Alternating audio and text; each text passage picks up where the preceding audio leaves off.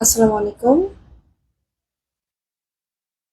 আজকের পূর্ব ঘোষণা অনুযায়ী আমরা ঠিক রাত ৮টায় লাইভে আসলাম। আজকে অনেকদিন পরে আমি লাইভ হয়েছি এবং আগেই বলেছিলাম যে কারো যদি কোনো আহ, প্রশ্ন থাকে সেগুলোর আজকে আমি অ্যান্সার করব। আর আমরা অনেকদিন পর যেহেতু বসেছি, চুল এবং ত্বকের কিছু নতুন ট্রিটমেন্ট এসছে, সেগুলো নিয়ে আমরা একটু আলোচনা করব। একটু ওয়েট করি, দেখি যে কিছু মানুষ জয়েন হোক।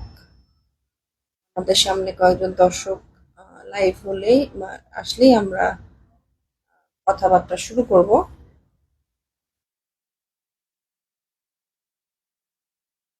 যদিও এখানে একটু স্লো কানেকশন দেখাচ্ছে। আশা করি যে কিছুক্ষণের মধ্যেই কয়েকজন দর্শক আমরা পেয়ে যাব। আসলে দর্শক না পেলে তো নিজে নিজে কথা বলে লাভ নাই। আমরা একটু ওয়েট করি। দুই একজন যদি জয়েন হয় তাহলে আমরা কথা শুরু করে দিব।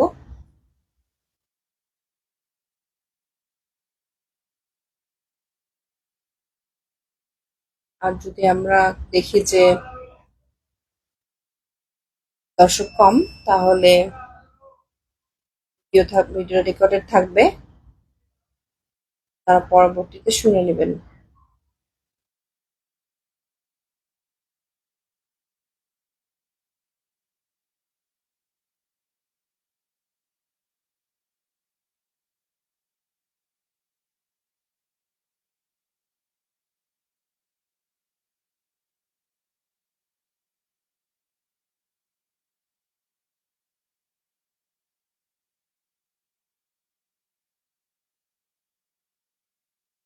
আমি কিছু মানে নতুন জিনিস নিয়ে একটু কথা বলতে চাচ্ছি, যেগুলো আমি ভাবলাম যে আমার রোগীদের একটু জানানো দরকার। আস্তে আস্তে আমাদের এখানে সবাই জয়েন করতে শুরু করেছে। একটু আমাকে জানান যে ক্লিয়ার শোনা যাচ্ছে কিনা। একটু হাই দেন বা কোনোভাবে আমাকে একটু মেসেজ দেন। যদি শুনতে পারেন তাহলে একটু মেসেজ দিবেন যে আপনার আমার কথাটা ক্লিয়ার শোনা যাচ্ছে, তাহলে আমরা আলোচনাটা শুরু করব।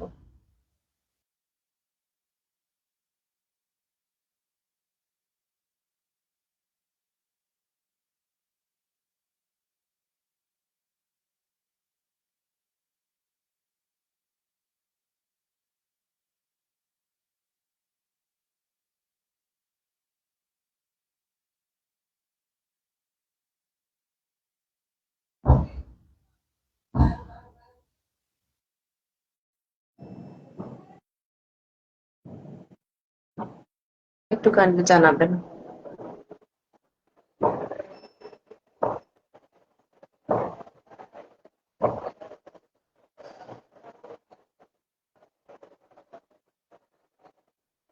আচ্ছা, আমরা আলোচনাটা একটু শুরু করে দিই, আস্তে আস্তে সবাই জয়েন করুক।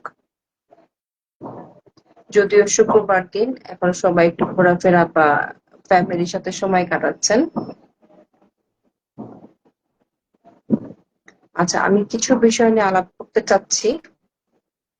যেমন আমাদের এখানে কিছু পেশেন্ট খুব বেড়ে গেছে, যেগুলো হচ্ছে চুল পড়ার সমস্যা।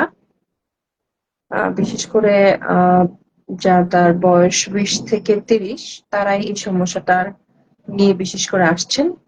আর ছেলেরা যারা আছে দেখা যাচ্ছে খুব অল্প বয়সী স্টুডেন্টরা আমাদের কাছে খুব আসছে যে তাদের হঠাৎ করে চুল অনেক কমে যাচ্ছে এবং কোনো কারণ ছাড়াই চুলের যে গ্রোথটা সেটাও কমে যাচ্ছে এবং চুল পড়ে যাচ্ছে। তারা বলছে যে তাদের চুল এত পরিমাণ পড়ে যাচ্ছে যে সামনের অংশটুকু ফাঁকা হয়ে যাচ্ছে।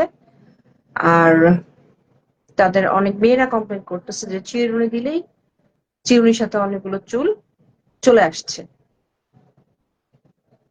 তো চুল পড়ার আসলে অনেক কারণ আছে। তার মধ্যে হ্যাঁ, তবু একটু বলবেন যে আমার কথা ক্লিয়ার শোনা যাচ্ছে কিনা, তাহলে আমার একটু সুবিধা হয়। আমি ভালো আছি, ওয়ালাইকুম আসসালাম।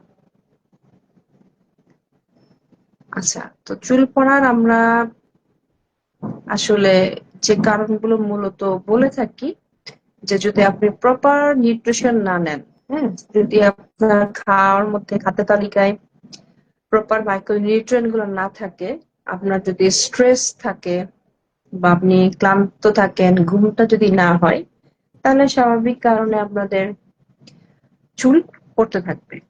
এবং দৈনিক ১০০টা চুল পড়া এটা হচ্ছে স্বাভাবিক। যাদের হরমোন জনিত কারণ আছে, যেমন থাইরয়েডের প্রবলেম, ডায়াবেটিসের প্রবলেম, অ্যান্ড্রোজেনের প্রবলেম, তাদের ক্ষেত্রেও চুলটা সামনে দিয়ে ফাঁকা হয়ে যেতে পারে বা পিছনের সাইড থেকেও আস্তে আস্তে পড়তে পারে। চুল তো হচ্ছে মানুষের সৌন্দর্য, এবং চুলের জন্য আসলে আমাদের চেহারাটা একটা রূপ পায়। তো চুল যদি আসলে সব ঝরে পড়ে যায়, তাহলে এটা আসলে একটা অ্যালার্মিং বিষয়, এবং এটা নিয়ে আমাদের প্রথম থেকেই কনসার্ন থাকা উচিত। চুলের ব্যাপার আমাদের প্রথম থেকেই কনসার্ন থাকতে হবে। তো আমরা চুল পড়ার যে রোগীগুলো আসে, তাদের জন্য আমরা বিভিন্ন ধরনের প্রাথমিকভাবে ওষুধ দিয়ে থাকি। সবার আগে আমরা কিছু পরীক্ষা নিরীক্ষাও করে দেখি, তার হিস্ট্রিটা ভালো করে শুনি, যে কেন তার চুলটা পড়ে যাচ্ছে, বা এটা ফ্যামিলিয়াল কোনো হিস্ট্রি আছে কিনা, তার বাবার চুল কেমন, ঘনত্ব কেমন, বা তার দাদার সাইডে, নানার সাইডে কারোর চুল পড়ার রোগ ছিল কিনা, এই জাতীয় হিস্ট্রিটা আমরা নেই। এবং তার দৈনন্দিনকার রুটিন, সেটা আমরা শুনি, শুনে জিজ্ঞেস করি যে তারা কিভাবে কিভাবে লাইফস্টাইলটা ফলো করছে, এবং তাদের হাইজিনটা কি মেনটেন হচ্ছে কিনা।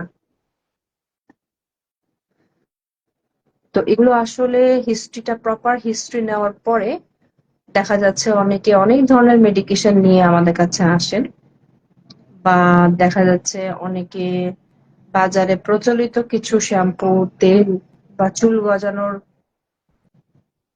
কিছু মেডিসিন ইউজ করে আমাদের কাছে আসেন। এগুলো অনেক সময় উপকারও হয়, আবার ম্যাক্সিমাম সময় কিন্তু উপকার হয়ে থাকে। তো আপনারা ডাক্তারের পরামর্শ না নিয়ে কখনোই কসমেটিক আইটেম বা স্কিনের কোনো আইটেম ইউজ করবেন না, এটা আমি সবসময় সাজেশনটা দিই। সবচেয়ে বড় কথা, আপনার যে কোনো রোগের কজটা আগে ফাইন্ড করতে হয়। হ্যাঁ, যে কোনো রোগটা কেন হচ্ছে সেটা আগে জানতে হয়। চুল পড়াও কিন্তু একটা রোগ, এবং অনেক কিছুর জন্য চুলটা পড়তে পারে। আমাদের সিস্টেমিক অনেক ডিজিজ আছে যেগুলোর জন্য চুল পড়ে। তো চুল পড়ার এখন মেডিকেশনের পাশাপাশি আমরা কিছু উম পদ্ধতি বা টেকনিক বা প্রসিডিউর আমরা নিয়ে এসেছি। তার মধ্যে সবচেয়ে বেশি জনপ্রিয় হচ্ছে পিআরপি, প্লেটলেট রিচ প্লাজমা যেটাকে বলা হয়। এবং এই পিআরপির মাধ্যমে আমরা সাধারণভাবে চুলটা খুব সুন্দর করে আমরা গজায় দিতে পারি। এবং এটা নেয়ার মানে প্রক্রিয়াটা হচ্ছে প্রত্যেক মাসে একবার করে নিতে হবে পিআরপি। আর পিআরপিটা আপনারা মিনিমাম ৫ থেকে ৬টা সেশন শেষ করবেন, তাহলে দেখবেন মোটামুটি ভাবে একটা হেয়ার গ্রোথ চলে এসছে চুলে, এবং আপনাদের চুল পড়াটা অনেকাংশে কমে যাচ্ছে। তো পিআরপিটা আসলে আমরা সাধারণভাবে বা কম বেশি যারা অ্যাস্থেটিক প্র্যাকটিস করি, সবাই আমরা এটা ব্যবহার করে থাকি। এবং এটা আসলে খুবই জনপ্রিয় একটা পদ্ধতি এখন, এবং কম খরচের মাধ্যমে এটা আমরা সবাইকে, মোটামুটি যারা মধ্যবিত্ত থেকে শুরু করে নিম্ন মধ্যবিত্ত বা যারা উচ্চবিত্ত আছেন, তারাও কিন্তু এই পিআরপিটা আমাদের কাছ থেকে নিয়ে থাকেন। এবং যেহেতু এটা খুব কস্ট এফেক্টিভ এবং খরচও কম, সেই জন্য এটা খুব জনপ্রিয় একটা পদ্ধতি। এতে দেখা যাচ্ছে যে কোনো বয়সের পেশেন্টই নিতে পারে, এবং এটা একটা খুবই বেড সাইড প্রসিডিউর। খুব অল্প সময়ের মধ্যে এই প্রসিডিউরটা কমপ্লিট হয়ে যায়। আচ্ছা, এখন আমি একটু আলোচনা করব এক্সোজোম নিয়ে। আমাদের কাছে অনেকে প্রশ্ন করে যে আমাদের কাছে এক্সোজোমের চিকিৎসা আছে কিনা। তো এক্সোজোম হচ্ছে একদম লেটেস্ট টেকনিক, যেটা চুল পড়ার জন্য ইউজ করা হয়। এবং আমরা বলে থাকি যে পিআরপির থেকেও শক্তিশালী ট্রিটমেন্ট হচ্ছে এক্সোজোম। এটা এক ধরনের মেডিসিন বা পলিপেপটাইড, যেটা আমাদের চুলের যে স্টেম সেল গুলা আছে সেগুলাকে স্টিমুলেট করে বা নারিশ করে বা স্টেম সেল গুলার উপরে কাজ করে, যার ফলে একদম গোড়া থেকে চুলের গোড়া থেকে যে চুল যে জন্মগ্রহণ করে, চুলের যে ম্যাট্রিক্স বাল্ব যেগুলো আছে সেগুলোর উপরে কাজ করে। একটা গাছে যেমন পানি দেই আমরা শিকড়ে, এবং তার ফলে গাছটা বড় হয় ধীরে ধীরে, আমরা ঠিক এই টেকনিকটাই এখানে ব্যবহার করি, যে চুলের একদম মূল বা গোড়াতে আমরা ওষুধটা দিয়ে দেই, যার ফলে চুলটা আবার আগের মতো গ্রোথ হয়। এবং এটা হচ্ছে একদম লেটেস্ট ট্রিটমেন্ট, এক্সোজোম। আর এটা আমরা বলি যে 6টা পিআরপি সমান একটা এক্সোজোম। মানে 6বার পিআরপি করার ফলে আপনার যে রেজাল্টটা আসবে সেটা আপনি একবারে একটা এক্সোজোম দিয়ে নিতে পারবেন। তো এক্সোজোম নেওয়ারও একটা সিস্টেম আছে। সেটা হচ্ছে যে আপনি প্রতি 2 সপ্তাহ পর পর একটা করে ডোজ নিবেন। সেটা একটা 2 সপ্তাহ পর পর একটা করে ডোজ আপনারা এক্সোজোমটা নেবেন, এবং মোটামুটি 4টা আমরা ডোজ দিয়ে থাকি। 2 সপ্তাহ পর পর একটা করে ডোজ এক্সোজোমের দিয়ে থাকি। এবং এটা পিআরপির থেকে একটু কস্টলি, কিন্তু দেখা যাচ্ছে চারটা সেশনের মধ্যে আমরা মোটামুটি একটা ভালো রেজাল্ট দিতে পারছি। পেশেন্ট এতে হ্যাপি। এবং যেহেতু পদ্ধতিটা খুবই নতুন, আমাদের অনেকেরই জানা নাই, তো আমি এই জন্য এক্সোজোম নিয়ে একটু কথা বলতে চাচ্ছি বিশদভাবে। এটা আসলে এক ধরনের মেডিসিন, যেটা আগের থেকে প্রিপেয়ার করা থাকে মেডিসিনটা, এবং এটা ভায়েলে পাওয়া যায়। ইনজেকশনের যেমন ভায়েল থাকে, সেরকম ভায়েলের মধ্যে ইনজেকশনটা রেডি করা থাকে। এবং এইটা আমরা সরাসরি মাথার যে স্টেম সেল গুলা স্টিমুলেট করে এই পদ্ধতিতে আসলে ব্যবহার করে থাকি। হ্যাঁ, তো এর ফলে কি হয় যে স্টেম সেল গুলা যখন স্টিমুলেট হচ্ছে, তখন কিন্তু অটোমেটিক ভাবে চুল গজানো শুরু হচ্ছে এবং চুল পড়ার রেটটাও কমে আসতেছে। তো এই তো গেল এক্সোজোমের কথা। এবং অনেকে আমাদের জানতে চান যে প্রোডাক্টটা কোথাকার বা এটা খরচটা কেমন। পিআরপি তে সাধারণত আমরা 5 থেকে 6 হাজারের মধ্যে আমরা প্রতিটা সেশন রাখতে পারি।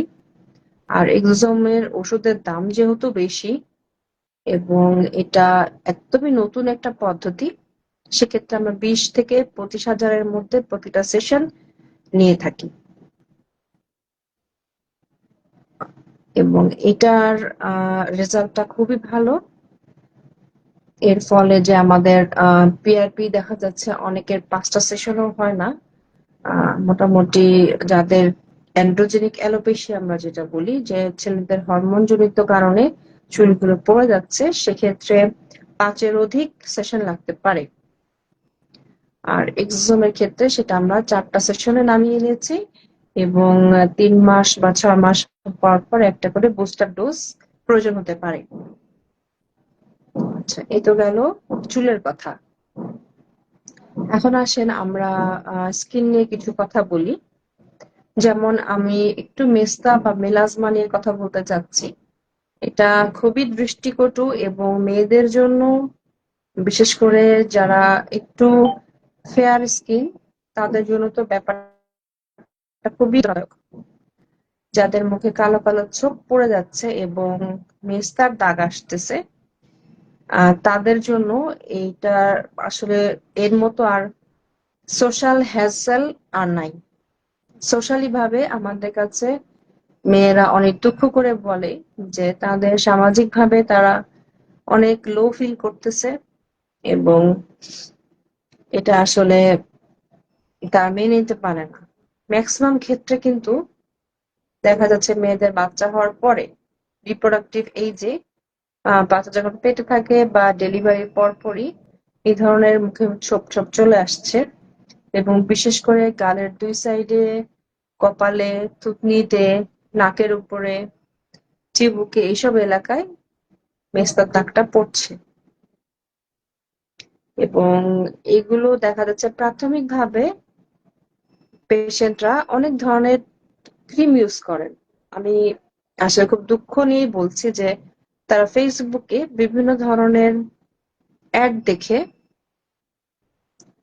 যে কিছু অ্যাড আছে না যে 7 দিনে রং ফর্সা হয়ে যাবে, বা বলে যে খুব দ্রুত মুখের দাগ আপনারা দূর করেন।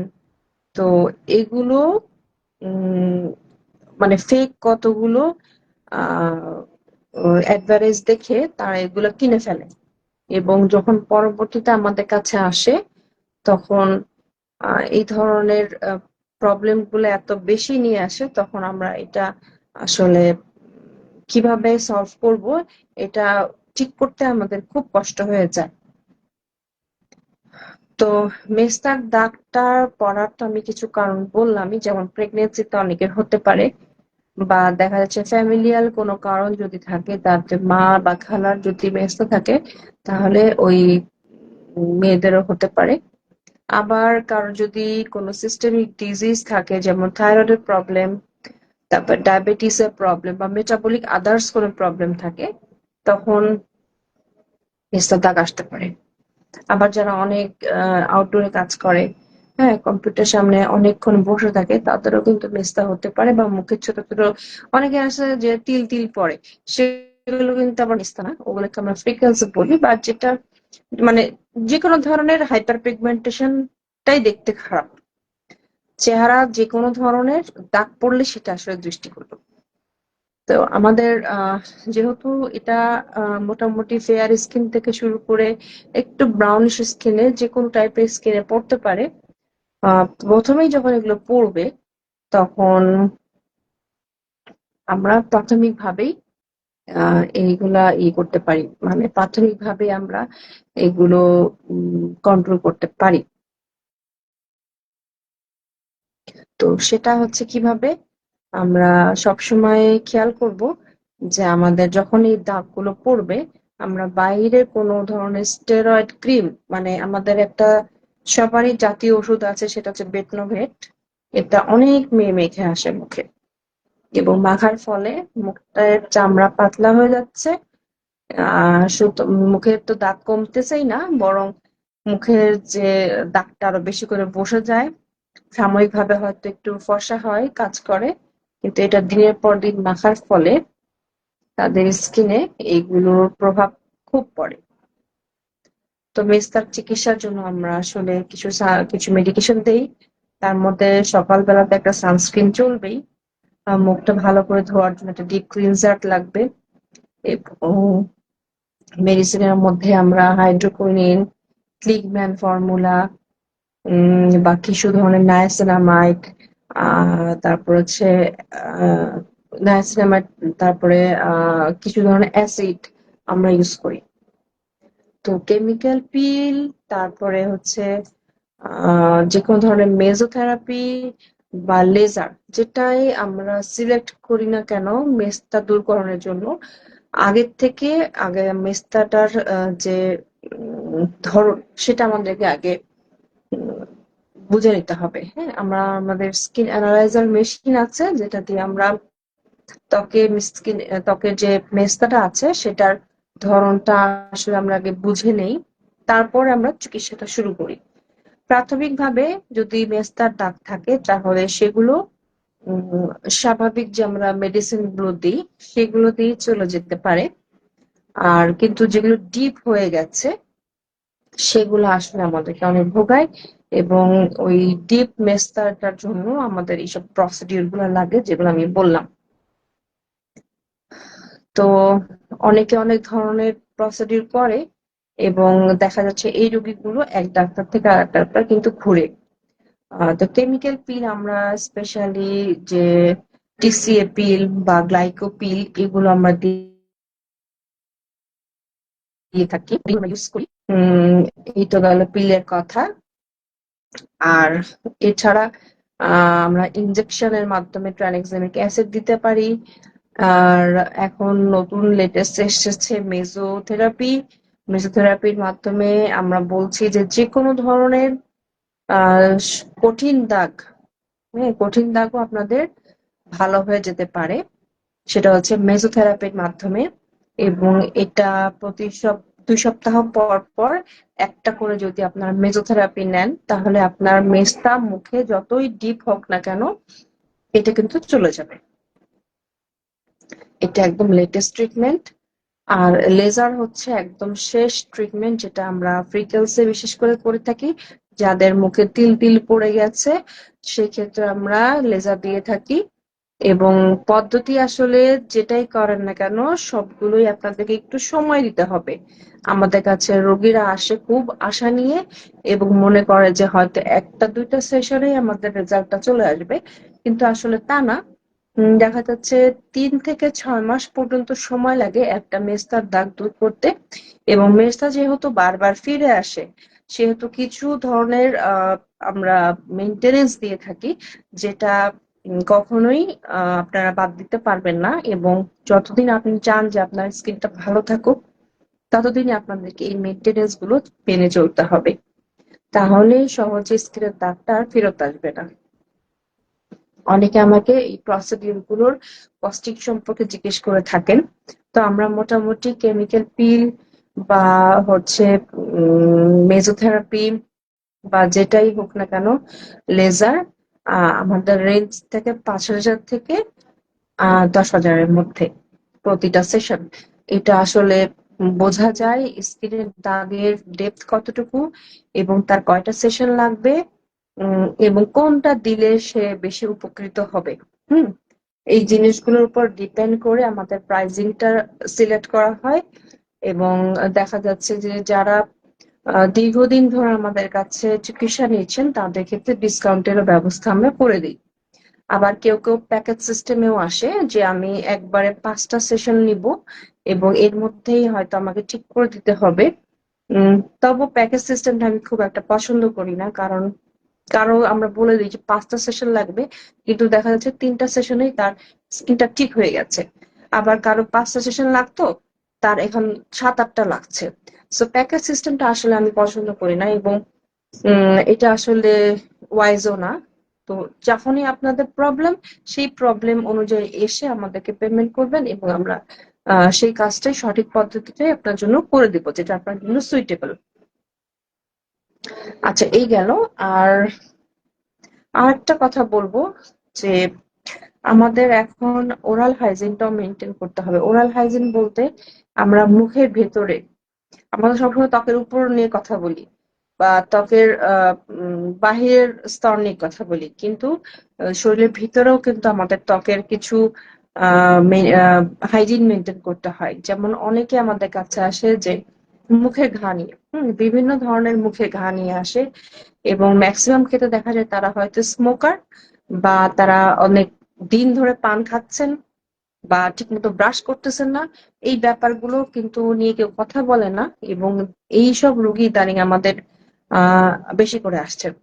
আমাদের ওয়ার্ডেও একজন রোগী ওরাল আলসার নিয়ে ভর্তি ছিলেন, এবং এটা এত পেইনফুল, তাকে কিন্তু হসপিটালে ভর্তি হতে হয়েছিল। তো আমরা যদি প্রথম থেকেই আমাদের মুখের ভিতরের হাইজিনটা ঠিক মতো মেনটেন করতে পারি, তাহলে সহজে ওরাল আলসারটা হয় না। এবং যে বদ অভ্যাসগুলো আমাদের আছে, যেমন স্মোকিং করা, পান খাওয়া বা অ্যালকোহল খাওয়া, ঘন ঘন ক্যাফেইন খাওয়া, বা হচ্ছে সফট ড্রিঙ্কস যেগুলো খাই আমরা, যেগুলো কিন্তু দাঁতের অনেক ক্ষতি করে, এবং এগুলো উম মানে এগুলো থেকে আহ পরিত্রাণ পাওয়ার জন্য এই জিনিসগুলো একটু আমাদের দৈনন্দিন জীবন থেকে কমিয়ে আনা উচিত।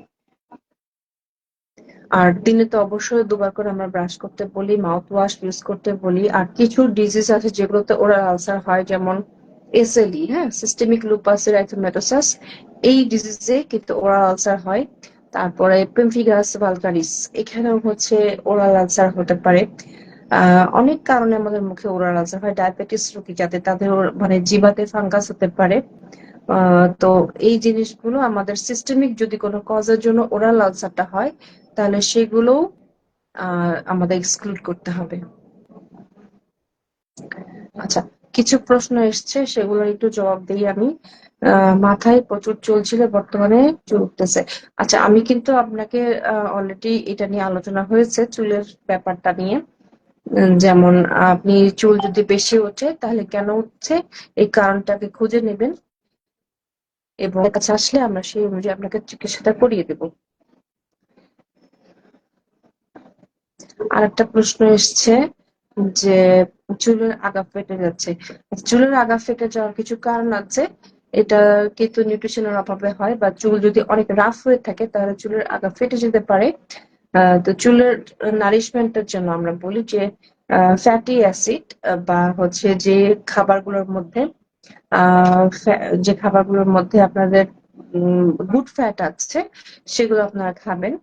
এবং চুলের আগা যদি ফেটেই যায় তাহলে সেই আমরা বলি আগাগুলো ট্রিম করে ফেলতে, তাহলে আস্তে আস্তে ফাটাটা কমে যাবে। এবং কিছু ভিটামিন সাপ্লিমেন্ট দেই, যেগুলা খেলে আপনার চুলটা নারিশ থাকবে এবং এই সহজে ফাটাটা থাকবে না। আর কিছু কিছু ক্ষেত্রে, কিছু রোগের ক্ষেত্রে চুলের কিছু ডিজিজ আছে। হ্যাঁ, চুলের কিছু ডিজিজ আছে, যেমন চুলে যদি ফাঙ্গাস হয়, চুলে যদি উকুন থাকে বা ড্যান্ড্রাফ থাকে, সেক্ষেত্রে কিন্তু চুলের শুধু আগা না, একদম গোড়া থেকে চুল ফেটে যেতে পারে। তো এই কজগুলা আপনাকে এক্সক্লুড করতে হবে, এবং এগুলো যদি থাকে তাহলে এগুলো চিকিৎসা নিতে হবে।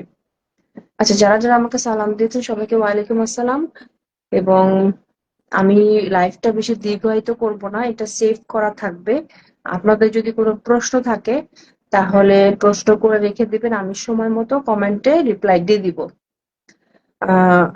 আসলে 30 মিনিট হয়ে গেছে, এখন আর দীর্ঘায়িত করতে চাচ্ছি না। সবাই ভালো থাকবেন, সুস্থ থাকবেন। আর যে কোনো ধরনের স্কিন বা হেয়ার প্রবলেম বা যে কোনো ধরনের প্রবলেমই হোক না কেন, নিজে নিজে ডিসিশন না নিয়ে সরাসরি আমার কাছে চলে আসবেন। আমরা একটা গুড ডিসিশন আপনাকে দিতে পারবো। আসসালামু আলাইকুম, ভালো থাকবেন সবাই।